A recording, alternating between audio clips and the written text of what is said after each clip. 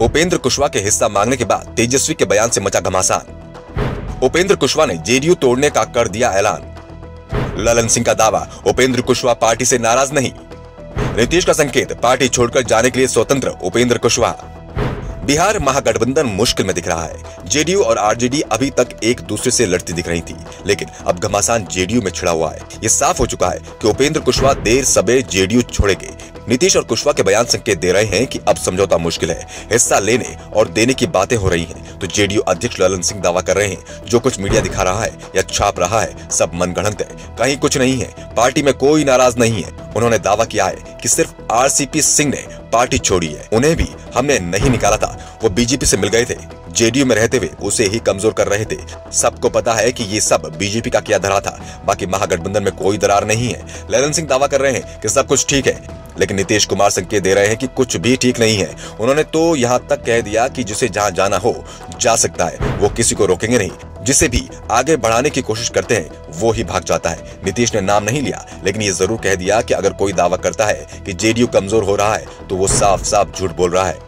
JDU कहीं कमजोर नहीं है। नीतीश ने कहा कि जिसे जहां जाना हो वो वहां जा सकता है, तो इसका उपेंद्र कुशवाहा ने भी पलटवार करने में देर नहीं दिखाई। कुशवाहा ने ट्वीट किया, नाम नीतीश का फिर नहीं लिया। कुशवाहा ने लिखा, बड़ा अच्छा कहा भाई साहब आपने। ऐसे बड़े भाई के कहने से छोटा भाई घर छोड़कर जाने लगे, तब तो हर बड़का भाई अपने छोटका को घर से भगाकर बाप दादा की पूरी संपत्ति अकेले हड़प ले। ऐसे कैसे चले जाएं अपना हिस्सा छोड़कर।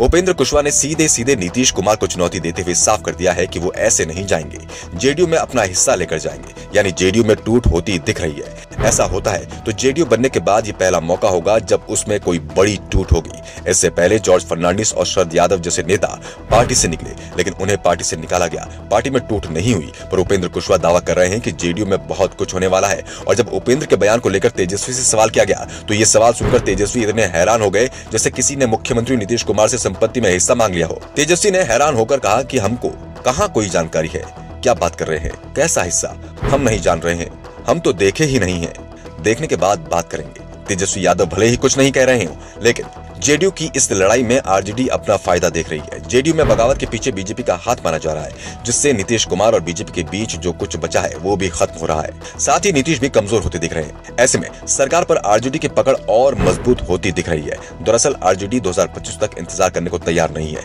आरजेडी नेता जल्दी बिहार की कमान तेजस्वी के हाथ में देखना चाहते हैं, लेकिन नीतीश कुमार ने 2025 के बाद महागठबंधन की कमान तेजस्वी को सौंपने का सार्वजनिक रूप से ऐलान किया है, जिस कारण से तेजस्वी यादव भी कुछ नहीं बोल रहे हैं। लेकिन जेडीयू में मचे घमासान के बाद अब आरजेडी को एक मौका दिख रहा है, क्योंकि कमजोर होते नीतीश कुमार पर दबाव बनाकर उन्हें समय से पहले सीएम पद से हटाया जा सकता है। ऐसे में अब आरजेडी भी इस इंतजार में है कि उपेंद्र कुशवाहा कब जेडीयू छोड़ेंगे और नीतीश कुमार को कितना बड़ा नुकसान पहुंचाएंगे।